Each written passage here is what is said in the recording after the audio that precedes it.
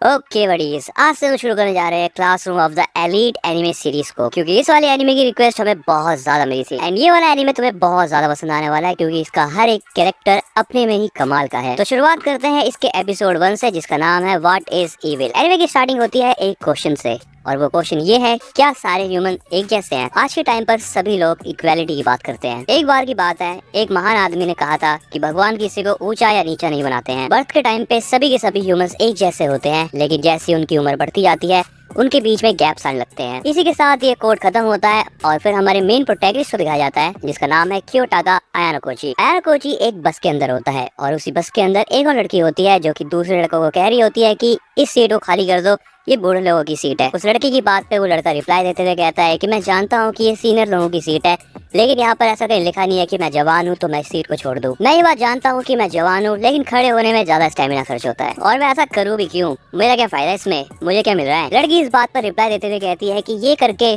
तुम इस सोसाइटी के लिए एक अच्छा काम करोगे। तो लड़का बोलता है कि मुझे कोई इंटरेस्ट नहीं है सोसाइटी के लिए अच्छा काम करके, मुझे तब भी कुछ नहीं मिलने का। और अपने आसपास ही देख लो, जितने लोग इस सीट पे बैठे हैं उनका क्या? इस बात को सुनने के बाद वो लड़की सभी बस वालों से कहती है कि कोई भी ऐसा है जो कि अपनी सीट देना चाहेगा। उस बस में जितने भी लोग बैठे होते हैं उनमें से एक औरत खड़ी होती है और वो कहती है कि अगर आपको मेरी सीट चाहिए तो आप बैठ सकती है। आयानोकोची बस के अंदर बैठ के सारी की सारी चीजें सुनता है, लेकिन वो रिप्लाई नहीं देता किसी भी बात का। यहाँ पे सीन शिफ्ट होता है और बस एक स्कूल के बाहर पहुंच जाती है। आयानोकोची उस बस से बाहर निकलता है और स्कूल को देखकर कहता है, तो अच्छा ये है मेरा नया स्कूल। आयानोकोची के नए स्कूल का नाम है Tokyo metropolitan advanced nursing high school. ये स्कूल जापानीज गवर्नमेंट ने बनवाया है ताकि जो भी बच्चा यहाँ से पढ़े वो जापान के फ्यूचर के लिए कुछ अच्छा कंट्रीब्यूट कर सके। इस स्कूल की खासियत ये है कि जो भी बच्चा इस स्कूल से पढ़ के बाहर निकलता है उसकी 100% जॉब लगना पक्की है। इसी के साथ ही साथ इस स्कूल का टीचिंग मेथड बहुत कमाल का है, और वो कैसे है ये बात हम आगे जानेंगे। इसके बाद एक नई लड़की को दिखाया जाता है जो कि आयानोकोची के सामने है। वो आयानोकोची से कहती है कि तुम मुझे बस में क्यों देख रहे थे? आयानोकोची कहता है कि ओ उसके लिए सॉरी, मुझे लगता है कि तुम भी इंटरेस्टेड नहीं थे बिल्कुल मेरी तरह सीट देने में। मुझे लगता है कि तुम्हें भी इन सब बातों से फर्क नहीं पड़ता। इस बात पर वो लड़की रिप्लाई देते हुए कहती है कि मुझे अपनी तरह मत समझो, वो मेरी मर्जी थी कि मैंने अपनी सीट नहीं दी। ये बात कहते ही वो लड़की वहाँ से चली जाती है। अगला सीन होता है स्कूल के ऑडिटोरियम का, जहाँ पर स्कूल काउंसिल प्रेसिडेंट ओरिगिता मानाबू सबको ग्रीटिंग्स दे रहा होता है। वो सभी नए स्टूडेंट से कहता है कि तुम्हारा सीनियर होने के नाते मैं तुमसे कुछ बातें करना चाहता हूँ और तुमको ग्रीटिंग्स देना चाहता हूँ। जैसे कि तुम सभी जानते हो कि हमारा स्कूल हर एक चीज में परफेक्ट है, चाहे वो एम्प्लॉयमेंट रेट हो या कॉलेज एंट्री रेट, और ये सारी की सारी चीजें हमारे स्कूल ने बहुत ज्यादा हार्ड वर्क से गेन करी है। यहाँ पर सभी ग्रेजुएटिंग स्टूडेंट के साथ साथ मैं रिक्वेस्ट करता हूँ नए स्टूडेंट को कि वो भी इतनी ज्यादा मेहनत करे। इसके बाद आयानोकोची को दिखाया जाता है वो उसी लड़की के साथ है जिससे वो थोड़ी देर पहले मिला था। उसको देखकर आयानोकोची अपने आप को कहता है कि अच्छा तो हम दोनों एक ही क्लास में हैं। इसके बाद उनके क्लास का सीन दिखाया जाता है जहाँ पर बहुत सारे बच्चे आपस में बात कर रहे होते हैं। वो सब आपस में बात कर रहे होते हैं कि तुम्हें किस टाइप की मांगा देखना पसंद है। तो इस पे आंसर आते हैं कि किसी को सोचो मांगा पसंद है, किसी को मिस्ट्री और किसी को रोमांस। और इसी के बीच आयानोकोची को भी दिखाया जाता है जो कि एक कोने में शांत बैठा है, और आयानोकोची के बगल में वही लड़की बैठी होती है जो कि उससे पहले मिली थी। इसके बाद क्लास के एक दूसरे लड़के को दिखाया जाता है जो कि सबसे कहता है कि मुझे ऐसा लगता है कि हमको अपने आप को इंट्रोड्यूस करना चाहिए क्लास के सामने। इससे फायदा ये होगा कि हम एक दूसरे को बहुत अच्छे से जान पाएंगे, और वैसे भी अभी टीचर के आने में टाइम है, तो चलो फिर शुरू करते हैं। उस लड़के की इस बात से सारे के सारे स्टूडेंट तैयार हो जाते हैं। एंड इसके बाद वो लड़का सबसे पहले खुद को इंट्रोड्यूस करते हुए उसका नाम बताता है। उसका नाम है हिराटा योसुके। इसी के साथ वो ये भी कहता है कि फॉर्मेलिटी करने की कोई जरूरत नहीं है, तुम मुझे बस योसुके भी कह सकते हो। मुझे स्पोर्ट्स खेलना पसंद है और स्कूल में मैं सॉकर क्लब को ज्वाइन करूंगा। इसके बाद वो बस वाली लड़की भी खड़ी होती है और वो अपना इंट्रोडक्शन देते हुए कहती है कि मेरा नाम है कुशिदा किकियो और मेरा गोल है इस क्लास के सभी बच्चों के साथ दोस्ती करना, एंड इसी के साथ मैं तुम सबके साथ अच्छी मेमोरीज भी बनाऊंगी। इसको देखने के बाद आयानोकोची अपने मन में कहता है कि ये लड़की पक्का पॉपुलर हो जाएगी क्लास में और ये दोस्ती बनाई रहेगी लड़कों और लड़कियों दोनों को। इसी के बीच सारे के सारे बच्चे अपना इंट्रोडक्शन दे रहे होते हैं और आयानोकोची बैठ के ये सोचता है कि वो क्या बोलेगा जब उसकी बारी आएगी तब, क्योंकि उसके पास ना ही कोई हॉबी है ना ही कोई टैलेंट। मैं बस एक सफेद पक्षी की तरह हूँ जो कि आराम से उड़ रहा है। और यही सारी की सारी बातें सोचते सोचते आयानोकोची की भी बारी आई जाती है। अपना इंट्रोडक्शन देने से पहले आयानोकोची ये बात सोचता है कि मैं फुल एनर्जी के साथ अपना इंट्रोडक्शन दूंगा, क्योंकि अगर वो ऐसा करेगा तो हो सकता है कि उसकी स्कूल लाइफ भी बेहतर हो जाए। लेकिन आयानोकोची अपने मन में जो भी कुछ सोचता है वैसा कुछ भी नहीं होता। वो बस आराम से खड़ा होता है और अपना नाम बताने के बाद कहता है कि मुझे तुम लोगों के साथ अच्छा लगेगा। जैसे ही आयानोकोची ये बात खत्म करता है सभी के सभी क्लास के लोग उसे देखने लगते हैं। आयानोकोची ये भी कहता है कि वो किसी चीज में अच्छा नहीं है, लेकिन उसे जितना बन पाएगा वो सबकी मदद करेगा। इसी के साथ आयानोकोची का इंट्रोडक्शन खत्म हो जाता है और सभी क्लास वाले उसकी बात पे ताली मारते हैं। आयानोकोची के बाद एक दूसरे लड़के की बारी आती है जो कि कहता है कि हम छोटे बच्चे हैं क्या जो कि अपना इंट्रोडक्शन देंगे, तुम सब बच्चों को जो भी करना है करो, लेकिन मुझे इन सब चीजों से बाहर रखना। और इसके बाद उनकी क्लासरूम टीचर आ जाती है और वो आते ही सबसे पहले अपना नाम बताती है, जिनका नाम है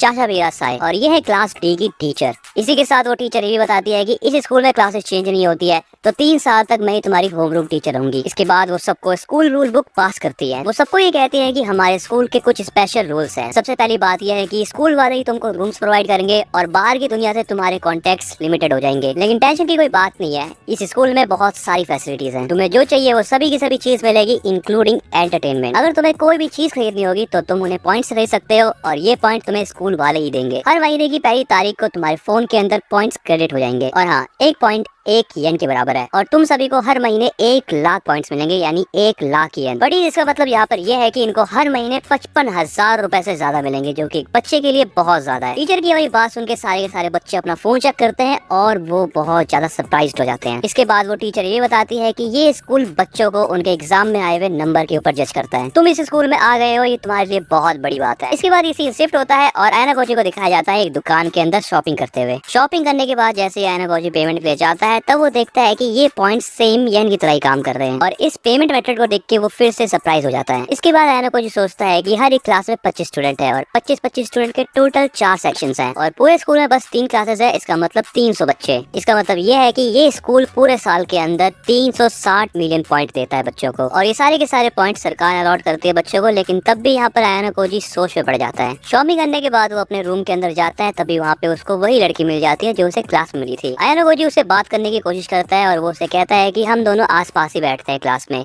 तो हम दोनों को एक दूसरे का इंट्रोडक्शन ले लेना चाहिए। आयना कोची की इस बात पे वो लड़की कहती है कि अगर मैं तुम्हें अपना नाम ना बताऊं तो। इस पे आयना कोची कहता है कि तब ये बहुत अजीब बात होगी कि हम एक दूसरे के आसपास बैठे हैं और 3 साल तक हमें एक दूसरे के नाम ही नहीं पता। आयना कोची की ये बात सुन के वो लड़की अपना नाम बताती है। उसका नाम है सुजुने होरिकिता। आयना कोची जैसे ही सुजुने का लास्ट नेम सुनता है वो उससे कहता है कि क्या तुम प्रेसिडेंट से रिलेटेड हो, क्योंकि प्रेसिडेंट का नाम भी मानाबू होरिकिता है। आयना कोची की ये बात सुन के होरिकिता उसे इग्नोर करती है और अपनी शॉपिंग में वापस लग जाती है। होरिकिता को सस्ता सामान खरीदते हुए देखकर आयना कोची कहता है कि तुम्हें महंगे सामान खरीदने चाहिए, लेकिन होरिकिता सिंपली उसको मना कर देती है। उन दोनों की बातें चली रही होती है लेकिन उनकी नजर तभी फ्री सामान के ऊपर जाती है। आयना कोची उस सामान को देखकर कहता है कि शायद ये सामान उन बच्चों के लिए होगा जो कि अपने पॉइंट समय आने से पहले ही खर्च कर चुके हैं। इस बात पर होरिकिता कहती है कि कोई ऐसा कैसे हो सकता है कि जो इतने सारे पैसे खर्च कर दे। वो दोनों आपस में बात कर ही रहे होते हैं लेकिन तभी उन्हें बाहर से लड़ाई करने की आवाज आती है, जिसके बाद हमें दिखाया जाता है कि उन्हीं के क्लास का एक लड़का सूडो अपने से सीनियर बच्चों से लड़ रहा है। यहाँ पर सूडो की बहस हो रही होती है अपने से सीनियर बच्चों के साथ। वो सीनियर बच्चे सूडो से ज्यादा बात नहीं करते लेकिन जाते जाते वो सूडो को ये कहते हैं कि कुछ दिनों बाद ही तुम्हें इस स्कूल की डार्क साइड पता चलने वाली है।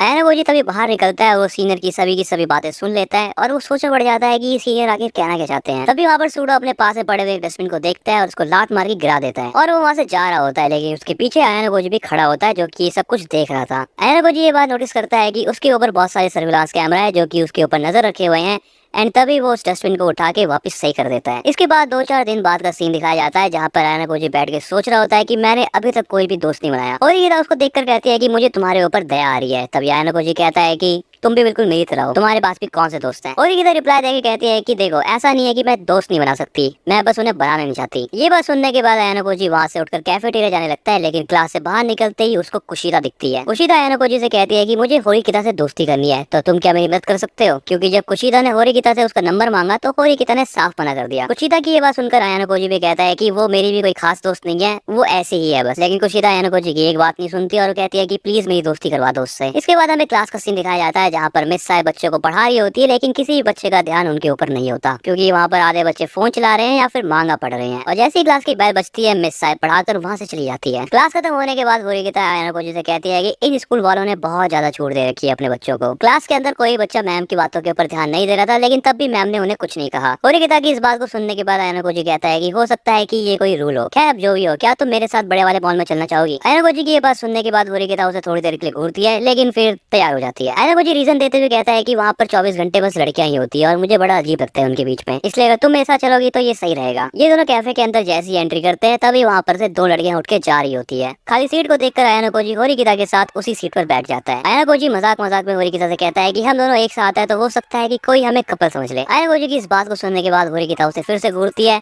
और फिर आयना कोची कहता है कि मैं मजाक कर रहा था। ये दोनों आपस में बात कर ही रहे होते हैं लेकिन तभी वहाँ पर कुशिदा भी आ जाती है। कुशिदा उन दोनों से बोलती है क्या तुम दोनों यहाँ पर रोज आके बैठते हो। आयना कोची कहता है कि नहीं, हम पहली बार ही आए हैं। आयना कोची और कुशिदा दोनों आपस में एक साथ बात कर ही रहे होते हैं लेकिन तभी वहाँ पर अचानक से होरिकिता खड़ी हो जाती है और आयानाकोजी को कहती है कि चलो बस बहुत हुआ। होरिकिता आयानाकोजी से कहती है कि कुशिदा आ चुकी है तो अब शायद तुम्हें मेरी जरूरत नहीं होगी। आयानाकोजी होरिकिता से कहता है कि नहीं, ऐसा कुछ भी नहीं है जो तुम सोच रही हो, हम दोनों बस क्लासमेट्स हैं। लेकिन तब भी होरिकिता कहती है कि नहीं, मुझे यहाँ से जाना है क्योंकि मुझे यहाँ पर कुछ गड़बड़ लग रही है। क्योंकि आयानाकोजी और उससे पहले जो 2 बच्चे बैठे हुए थे वो दोनों भी उन्हीं की क्लास के थे और क्लास को खत्म हुए बस 2 ही मिनट हुए थे, तो इतनी जल्दी आकर इतनी जल्दी वो लोग क्यों चले गए। ये बात और ज्यादा आयानाकोजी से झिड़ी नहीं आती और आयानाकोजी कहता है कि हाँ, ये एक प्लानिंग है। तभी अचानक से कुशिदा खड़ी होती है और होरिकिता का हाथ पकड़ के कहती है कि मेरी दोस्त बन जाओ। होरिकिता कुशिदा से कहती है देखो, मुझे तुमसे दोस्ती नहीं करनी, तुम बस अपना टाइम बर्बाद कर रही हो मेरे ऊपर। कुशिदा होरिकिता से कहती है कि अगर तुमने मुझे अपना दोस्त नहीं बनाया तो तुम 3 साल तक अकेली रह जाओगी। इस बात को सुनने के बाद होरिकिता कहती है कि मैं पिछले 9 सालों से अकेली हूँ और अगर तुम किंडरगार्टन के सालों को मिला लो तो और भी ज्यादा हो जाएगा। ये सब बातें कहने के बाद वहाँ से होरिकिता चली जाती है। देन इसके बाद कुशिदा भी आयानाकोजी से माफी मांगती है क्योंकि उसकी वजह से होरिकिता आयानाकोजी के ऊपर भी गुस्सा हो गई है। आयानाकोजी कहता है कोई बात नहीं, मुझे कोई फर्क नहीं पड़ता। इसके बाद ये दोनों के दोनों बाहर निकल जाते हैं वहाँ से। जैसे वो दोनों बाहर जाते हैं उनको इचिनो से मिल जाती है और यहाँ पर जो इचिनो से है वो क्लास 1B की स्टूडेंट है। आयानाकोजी कहता है कि मुझे यकीन नहीं होता कि तुमने इतनी जल्दी दूसरे क्लास के बच्चों से भी दोस्ती कर ली। इसके बाद सीन शिफ्ट होता है और हमें दिखाया जाता है कि बच्चे बहुत ज्यादा मजे कर रहे हैं, इसी के साथ साथ बहुत अंधाधुंध पैसा भी उड़ाए जा रहे हैं। यहाँ तक कि टीचर क्लास में पढ़ा रही है और बच्चों का बिल्कुल भी ध्यान उनके ऊपर नहीं है। लेकिन इन सभी बच्चों को ये नहीं पता था कि इनको सबसे बड़ा झटका लगने वाला है इनकी लाइफ का, वो भी 1 तारीख को, क्योंकि अगले महीने की 1 तारीख को इन बच्चों के अकाउंट में एक भी पॉइंट क्रेडिट नहीं हुआ था। ये चीज देखकर इन सभी की सभी बच्चों की ऐसी की तैसी हो गई और उन्होंने मैम से पूछा कि मैम ये क्या चल रहा है। बच्चे मैम से कहते हैं कि इस बार हमारे अकाउंट के अंदर कोई भी पॉइंट क्रेडिट नहीं हुए हैं, ये हो सकता है कि शायद सिस्टम में कोई गलती हुई हो। लेकिन तभी उनकी मैम कहती है कि नहीं,